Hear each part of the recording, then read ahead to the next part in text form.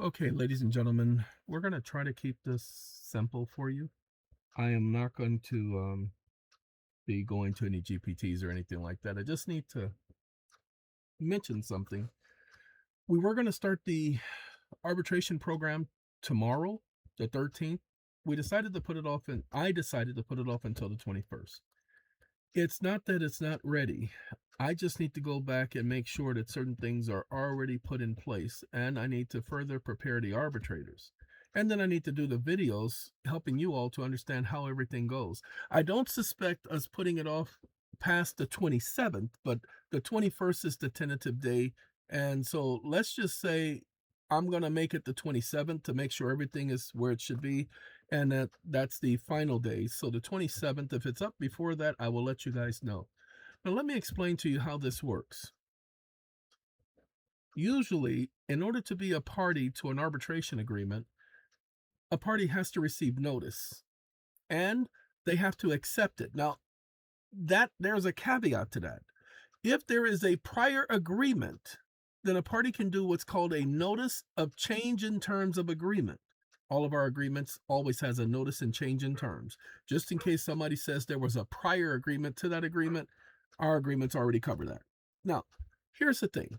Notice and change in terms of agreement doesn't require anybody's signature. It requires performance or some type of conduct or some type of act or action or inaction or forbearance. Hey, don't do that no more. And you do it anyway. A forbearance. Okay. That is enough to amount to acquiescence. Acquiescence requires performance. Most people don't know that. They say silence is acquiescence. No, silence when there is a duty to speak. You see, inactions and or actions, when there is a duty to speak, that constitutes an inaction, okay, or a lack of conduct or a lack of performance when there is a requirement for conduct or performance, then that is acquiescence. So what happens is by joining the, do I have it? That's the arbitration. These prices are going to be changing. They're not going to be, I don't know what they are. They're going to be less. This one is not going to be less. This one will probably be just a little bit more.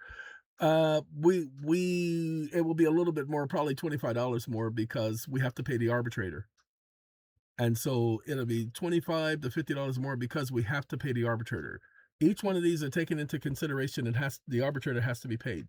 The Arbitration Association is the one that's going to take the cut because it's going to offer it at a discounted rate. But we're going to discount this, discount this, discount this.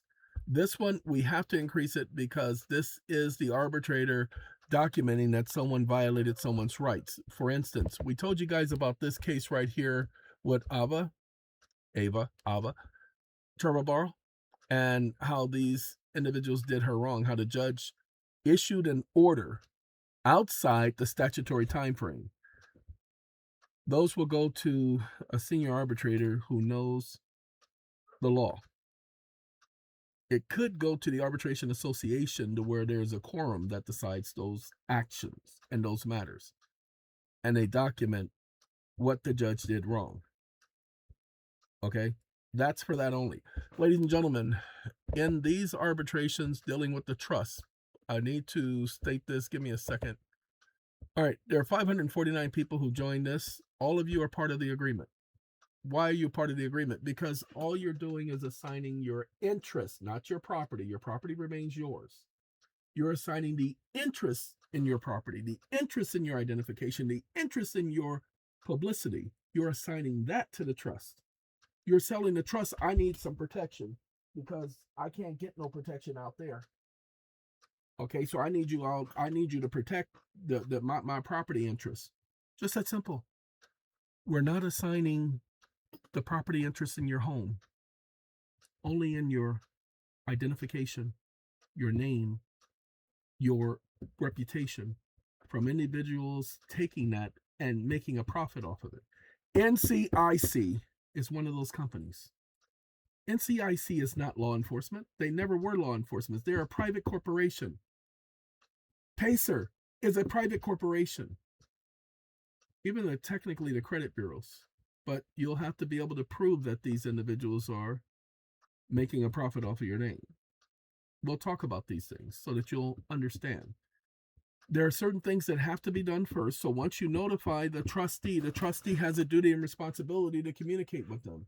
You will not receive a copy of the communication. The trustee will be communicating on your behalf. Once they ignore the trustee, and they will ignore the trustee, then the trustee goes to the arbitrator. You receive the benefits of the arbitration. So the award, it will be issued in the name of the beneficiary. You are the beneficiary. The arbitration association is not a beneficiary. The trustee is not a beneficiary. The grantor is not a beneficiary. Respecting your trust res, your property interests, you are the sole beneficiary. No, we won't let you add 15 other 20,000 people to your agreement for being the beneficiary. Now, hold on now. We've already said individuals who are not over the age of 18 can sign into this agreement because this deals with rights secured by the Constitution. Posterities are included in those rights. You feel me? So you can sign up. Now, hold on. Here's the other thing. Those of you who want to be a part of the petition for redress, and not the redress petition, give me, I think it's this one right here. Okay, two separate petitions. So one of them is here, Memorial, and the other one is PORG, Prague. Okay, POG, but Prague. And ladies and gentlemen, the petition for redress agreements. Okay, this document right here is a separate document. You are permitted to sign both. Okay, they're both going in together. I don't care if Congress reads this or a politician reads this. I just need 1,000 people. And that's it. We are at 546. So if you want to sign both petitions, that will give us what we need to bring this before the Congress, because it's going in as one petition, just two separate documents. Ta-da! All right, ladies and gentlemen, this is the time of year where I slow down, where things start to go slow. Now, I have energy. I'm doing fine.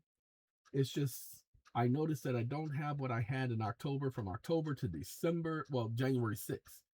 I was, Lord have mercy, doing 5, 7 things at one time. Go talk to the people who were communicating with me, running off at the mouth, just explaining everything. Well, now that is dwindling down. It's the winter time. We've had a mild winter so far. It's 76 degrees in my house right now, and I don't have a heater on. It got up to 79 degrees. That's the highest I noticed it. We were 75 outside. Okay. That's the temperature change. We went from 19 degrees this morning, where everything was frosted over. I had to run the heater in the car to get all that ice off my windshield. I had to run the heater in the car this morning. Okay. I haven't had to do that. I haven't had to start the car to warm it up. I had to do that this morning. So this is the way our winters start. Now, this will be, our temperatures get better, not worse, from this point forward. And maybe about 2 weeks from now, we might run into a problem. But for right now, ain't no issue. Now, why am I explaining all this to all of you? Because, as I said, this is the time of year when I slow down. That's why I'm pushing things out to at least the 27th, because I don't want to make no mistakes on you guys' paperwork. I don't want to make no mistakes on what we're producing for people. For instance, I have a young lady who the court decided that they were going to argue on, they were not going to listen to them tell them about the UCC Article 9, Section 210, as if they don't have a right to that. Or the fact that the borrowing custody agreement shows that the bank is a intermediary, that they're not the lender, that they were challenging their standing as a so-called creditor, and the judge ignored everything, saying, we already discussed that. Excuse me, young lady, we ain't discussed nothing. Because if we discussed it, that means I would have received my evidentiary hearing. I didn't receive no evidentiary hearing.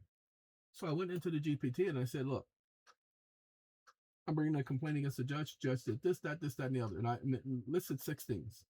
And the GPT just went all off and said, well, if the judge did this, they violated this law. If the judge did that, they violated that law. If the judge did this, they violated that law. And then they violated this law, and then they violated that law. And that gave me 6 conclusive laws that are violated because the judge is committing malfeasance. The judge is also committing fraud, trying to steal property in conjunction with another. So that's conspiracy to commit fraud, to defraud someone, to seize their property. And they're doing it because they're supposed to be public officials. So it's a violation of the takings clause. I didn't even add that. And he went through all the laws of the state showing how a judge who is guilty of this, blah, blah, blah. These are crimes. We're bringing this up on the record. We're bringing our complaint on the record. Why? Because if we have to go to appeal, the appeals court will now have that in front of them. We're coming, mother. Okay. Here's the thing. Appeals courts and Supreme Courts, if you ignore the individual's rights in their complaint that they're putting on the record, if you ignore their rights, then you are now guilty of misprision of felony because we did our job. We notified a superior authority. We're adding it to the appeal, the conduct of the judge. Forget that appealing, seeing whether the judge followed the law. I don't give a fuck about no stupid law. This is our rights. Forget your little stupid policies and your little stupid laws and your stupid procedure. My rights ain't got nothing to do with your stupid policies and procedures. You're supposed to amend that junk so that it conforms with my rights. Your rights don't supersede mine. Court. The court doesn't get to abridge your rights. Ta-da! All right, ladies and gentlemen, I gotta go. Gotta go out and take care of the ducks and the cats. Yay! And so, with me having to go out and take care of the ducks and the cats, then I get to come in and eat, and then I get to go to sleep. You feel me? So that's why I wanted to take the time. We just finished our SATCOM meeting. I wanted to take the time to give you guys an update before I went and laid down. If you can't hear the fact that I've been up since, 3:30 this morning, and went to sleep at 8:30 after being up from 12 a.m. to 8:30 yesterday. Yeah, I was tired. So I was going to let y'all go. We going to take a sleeping pill after we eat, and we going to go to sleep and get some much needed rest. That actually, it's an all natural sleeping pill. It's not just one of those little over-the-counter junk. These stupid sleeping pills cost me $20 for 60 capsules. So, and this is not Ultrel. This is a different one. There are other ones besides Ultrel. Okay, they're in the same category of Ultrel at Walmart, but I got it at Walmart. Yes, I went to Walmart. All right, look, I got to go. Y'all take care of yourselves. Stay out of trouble, and we will be back later. Have a good day.